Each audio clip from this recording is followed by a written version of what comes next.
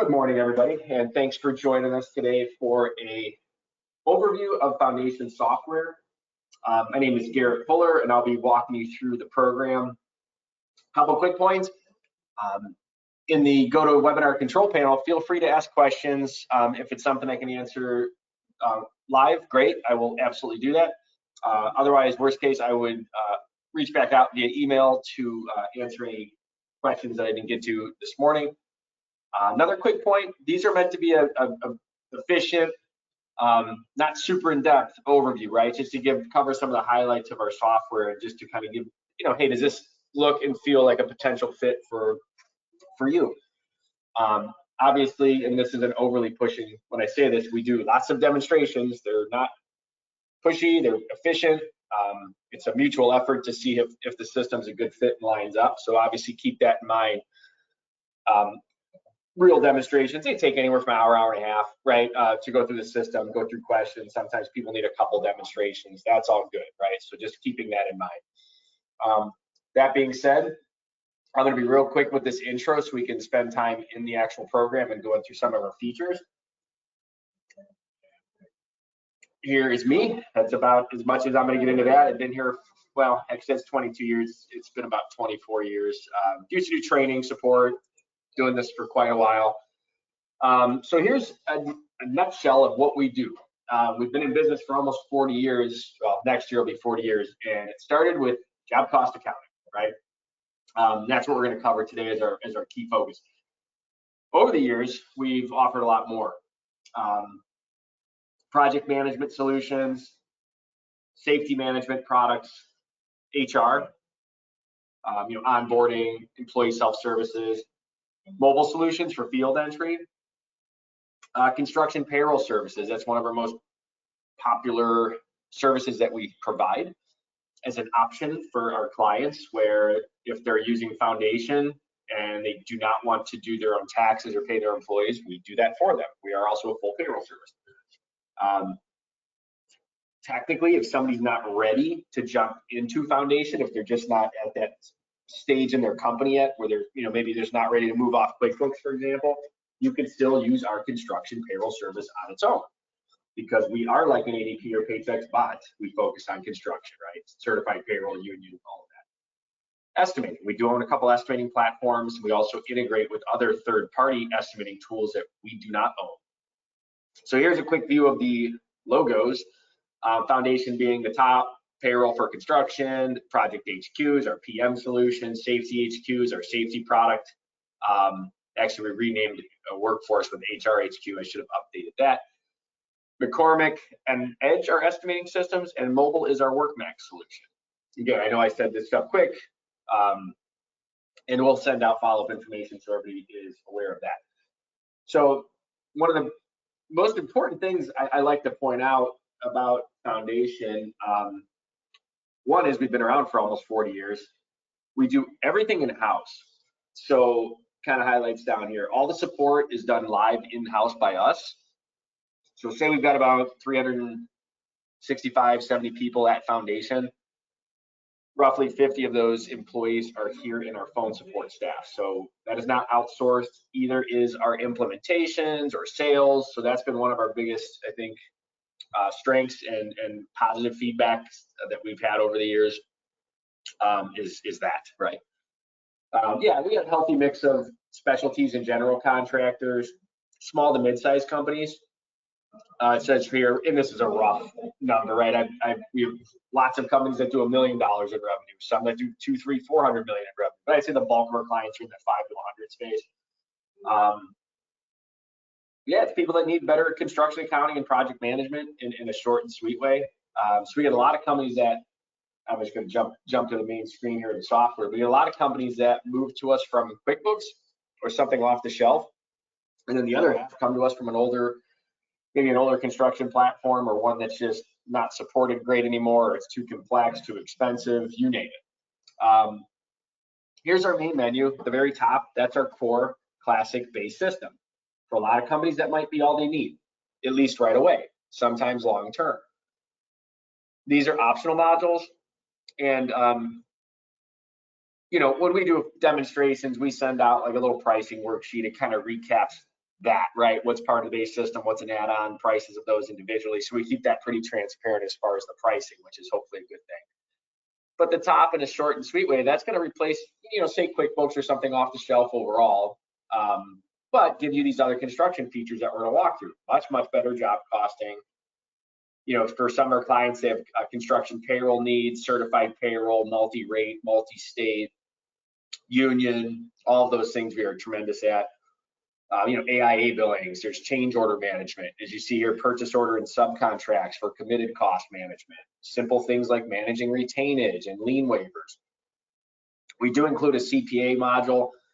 It's a nice console for a professional that might not be familiar with Foundation to log in and have quick access to, financials, cash management, billing backlogs, 941s. There's a little console of standard reports that would be pretty common for somebody doing an audit or a review.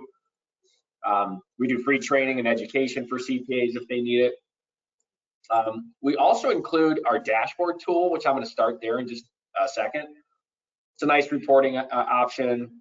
Security, you can get very specific as far as who can do and see what in the system. When I say things like that, as far as setting up security, using the software, getting it implemented, those are things that we obviously walk each company through directly. Again, we don't outsource that, so anybody who uses Foundation gets a trainer from our company to go from A to Z, essentially, right? Get data kicked out of their old system, we import it, set things up, test things out, go live. That's our job, to make sure that process is going in the right steps successfully. That's a two-way street. You're obviously heavily involved, and it relies a lot on your effort too. This Genie's tool, we do a really good job giving companies the ability to build their own forms and reports. I should have time to pop in there, and I always want to stress, you don't have to make anything per se. We probably have 40 plus, job cost reports, preloaded financials, preloaded, AIA forms, purchase order forms. So again, we have this ideally ready to roll off the bat, but of course, people might have some unique needs, or maybe you have a job report that you just want to add a column to. With just a little bit of effort and training, you could easily build job cost reports on your own, and that's from experience doing training for a long time. So it's something to keep in mind. So I'm going to jump in this dashboard. I'm going to spend a few minutes here, somewhat starting at the end. And this is just kind of an idea of like, hey, here's the type of information we have access to for our jobs as they're progressing.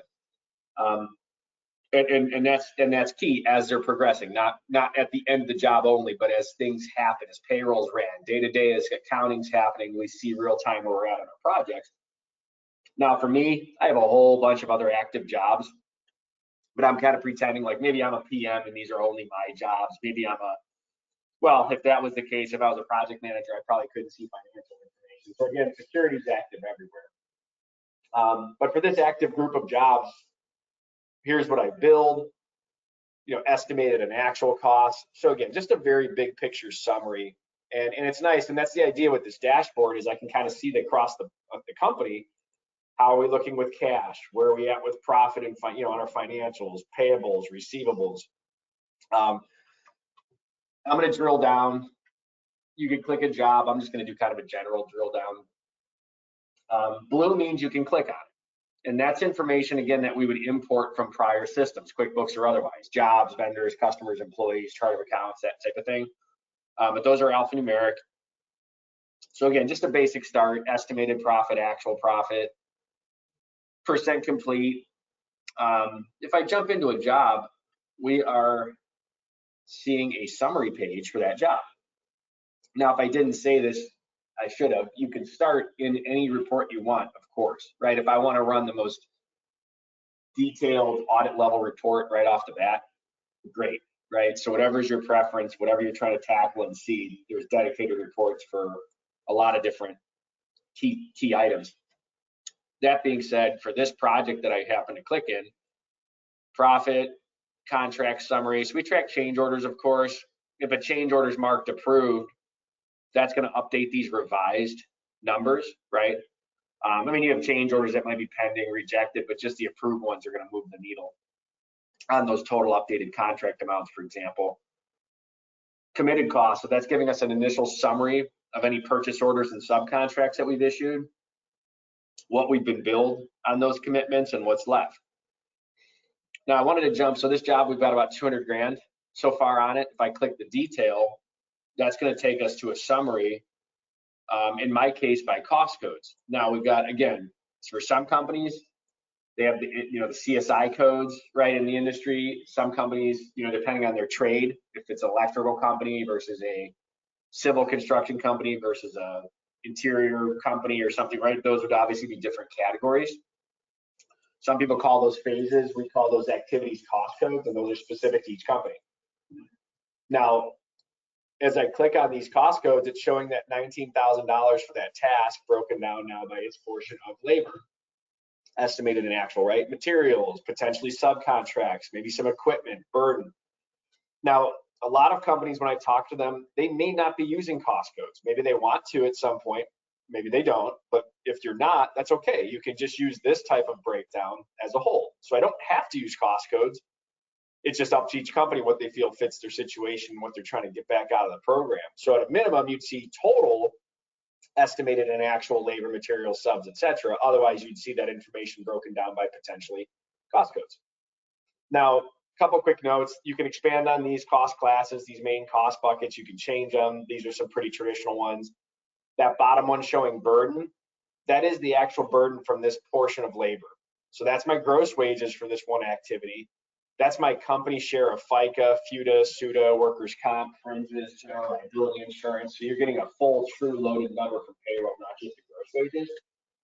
And you can keep drilling down too, probably as anticipated. So, if I want to see the backup behind the labor, I clicked it. Now I see the time card detail that made up that labor total, materials, right? And same example on any of these, equipment, here's some invoices that made up the material totals. A lot of our clients attach images when they enter invoices, so like now they can pull those up later on as they run reports and see those invoices real time and snapshots of those transactions. I always figure getting the data out hopefully is the easy part. Setting the system up, going live, not fun, takes time. That's just the reality. But the value is obviously more automation after the fact. Change orders. Be brief with this. But yeah, of course, you can track jobs with different change orders, right? Approved, pending, rejected. As I mentioned, approved ones are going to update those totals.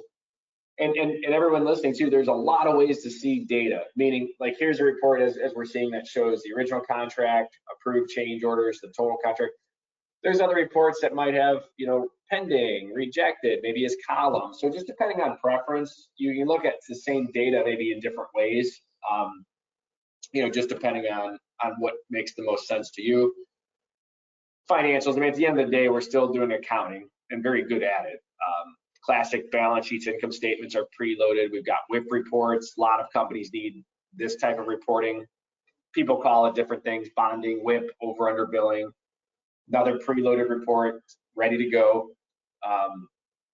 It's just there because you're doing your day-to-day accounting in the system.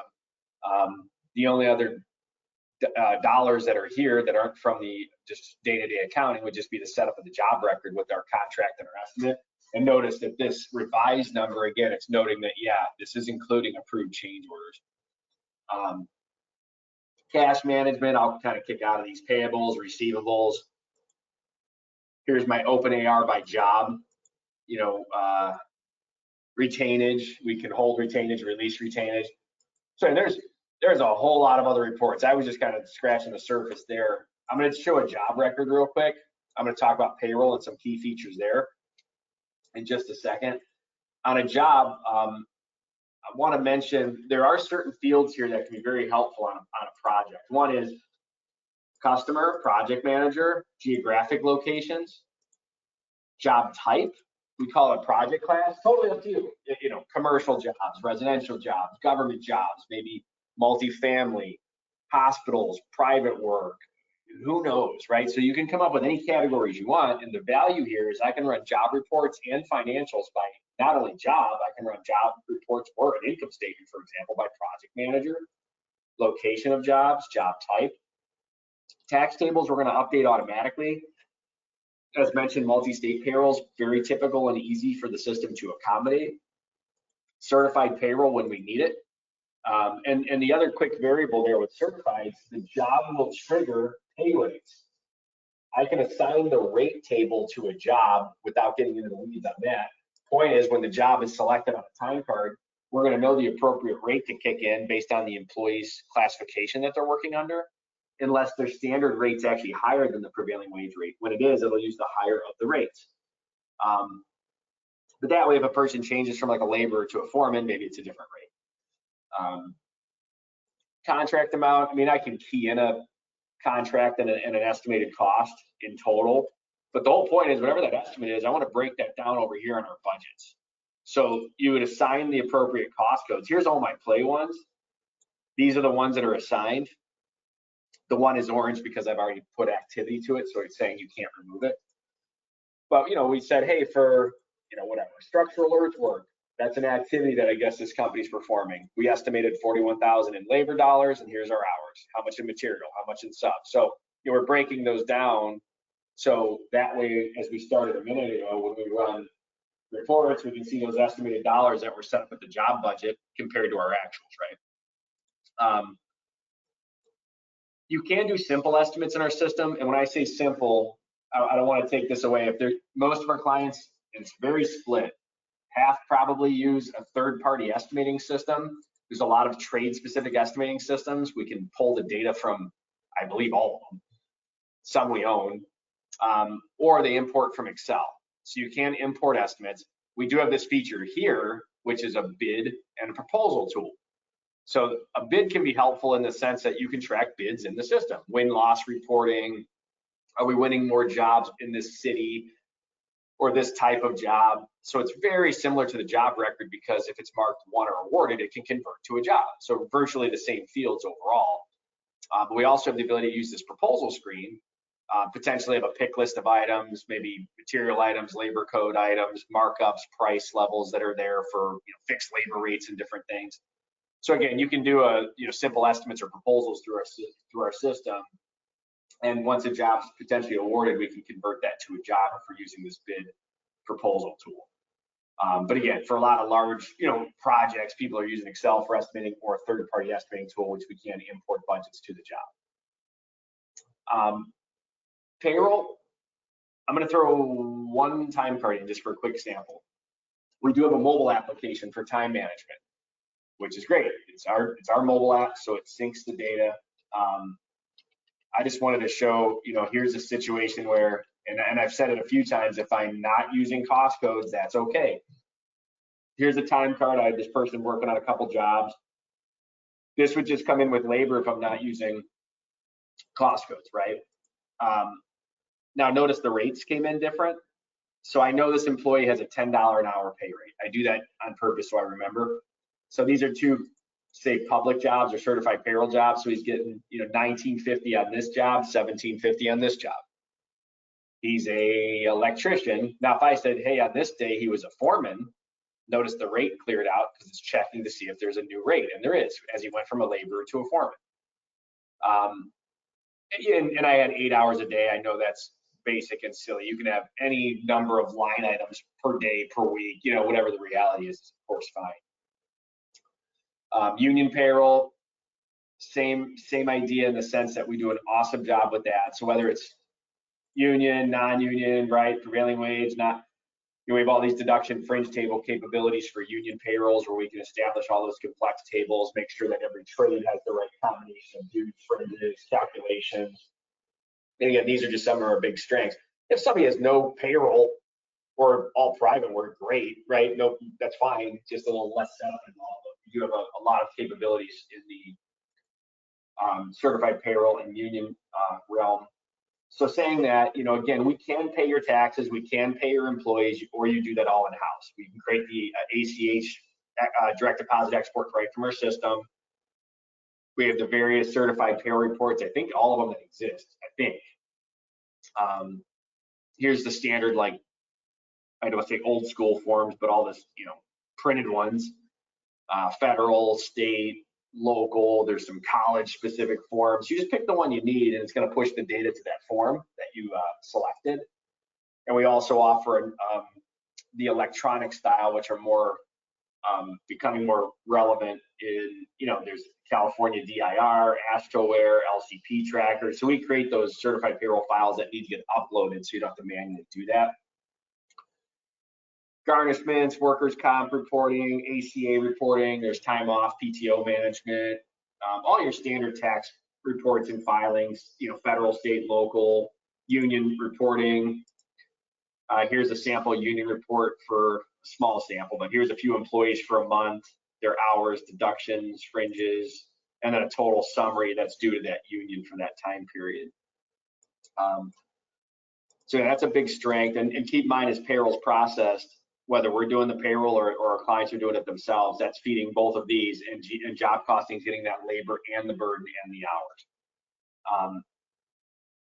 Again, keep in mind we have a mobile app. I'm not going to jump into it right now just in the sense of time, but employees can clock in and out, or foreman can enter time. It does GPS, Spanish language. It'll do a lot of very intricate overtime automatic rules. There's face recognition, so there's no buddy punching allowed per se. So it's a pretty powerful tool for mobile field management.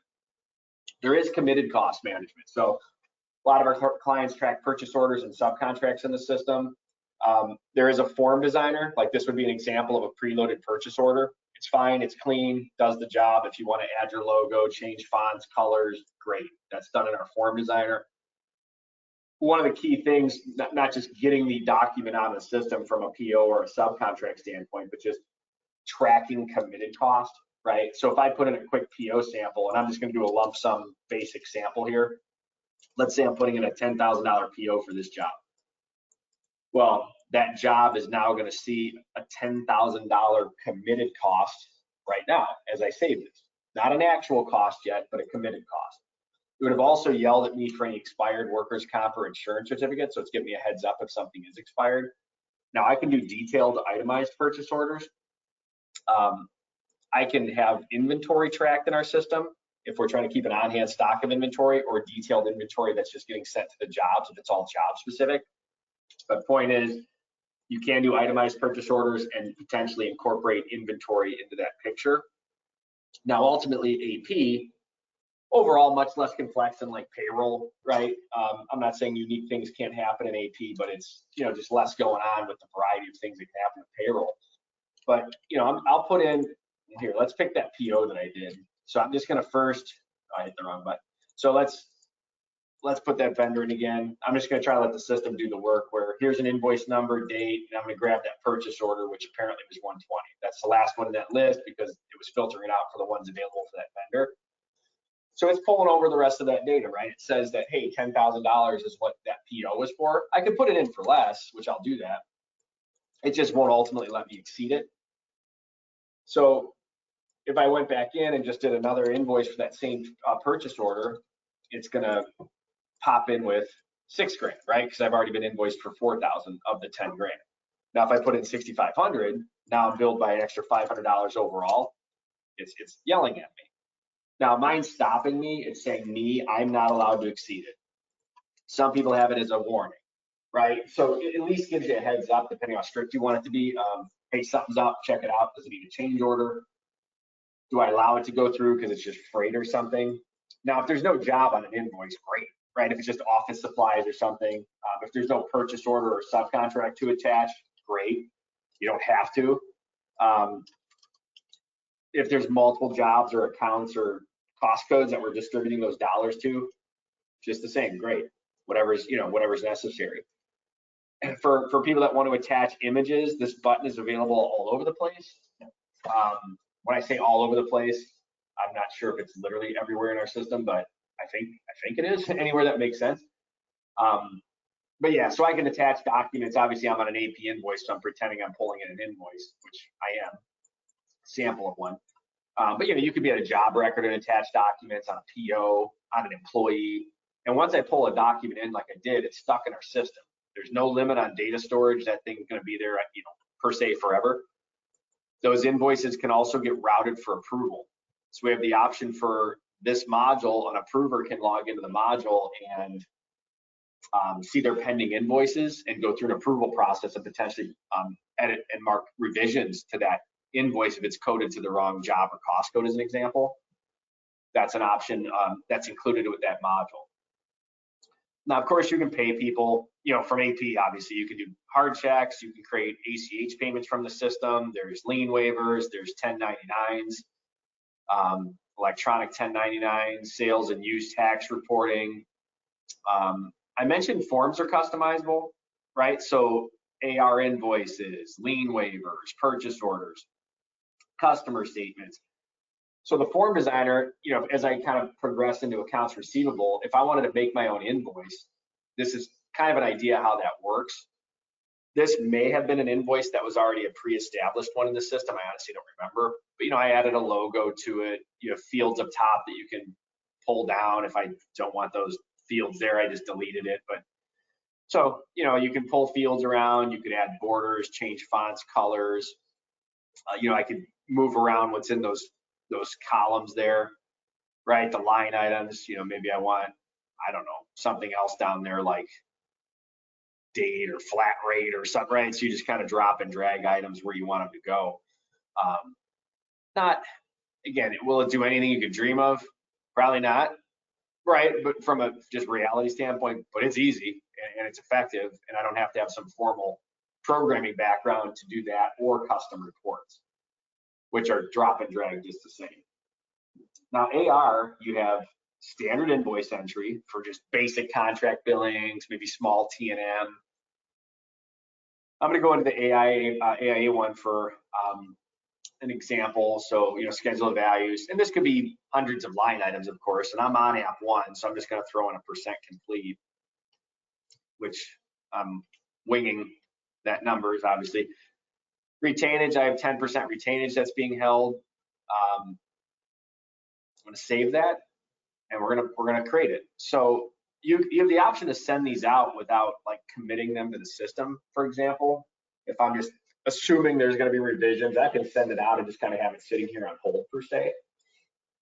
I am going to post it though and assume we're good to go. So it's flowing through the system. It created an invoice behind the scenes. It updated general ledger. Job revenue is updated. It flows everywhere. Every transaction that you commit in the system is pushing to every other section of the system that it should touch. Now, if I pull that back up, that AIA, we're now on app 2, right? Because we did the first one. Previous is, it's going to keep growing. But if you can release retainage anytime, partial, final. If I need to make a correction, I can hit rollback. Now it's doing the proper audit trail for us behind the scenes. Like if I run a detailed TL report, for example, it's going to show the in and the out, who did it when, but it brought us right back to the way I left it, so I can make some changes to it and not jump through too many hoops to make those changes. Obviously, there's financials, right? I mean, we're still accounting. There's balance sheets, income statements, there's trial balance, there's journal entries, check registers, right? Reconciliation features in general ledger. We get lots of CPA referrals from construction CPAs. So that's something just important to kind of know. If your CPA is not familiar with this, that's not weird. Usually that would be more if it's not a construction CPA. But there's different products in our space. So of course, every CPA not be as intimate with every construction accounting platform that's out there, although there's probably not a ton left anymore. So that would just be a basic view of the core system. I only showed a few different job reports, but I want people to be aware there's a whole lot. Just this list alone is a large number of different job cost reports in the system. And a lot of people save their favorites over here on the left. So this is what our users do. I have one with my key reports. I called that group key reports, and I pulled over some samples, right? So you kind of let you navigate the system a little easier. I have one for my payroll process. Walks me through those steps a little easier, right? So that's just a nice area for people to kind of create their own favorites and shortcuts. We do lots of educational sessions beyond an implementation. There's webinars, there's client, on our client area of our website, there's videos, how-to, there's college courses we do. As if I didn't mention, do a user conferences typically annually. There's a user guide built in the system for help. Anyway, so you know, things like look like a fit, right? Or if there's just questions or interest in some of the other products that we do offer, please reach out. Check us out, you know, on foundationsoft.com. I may have my email in here.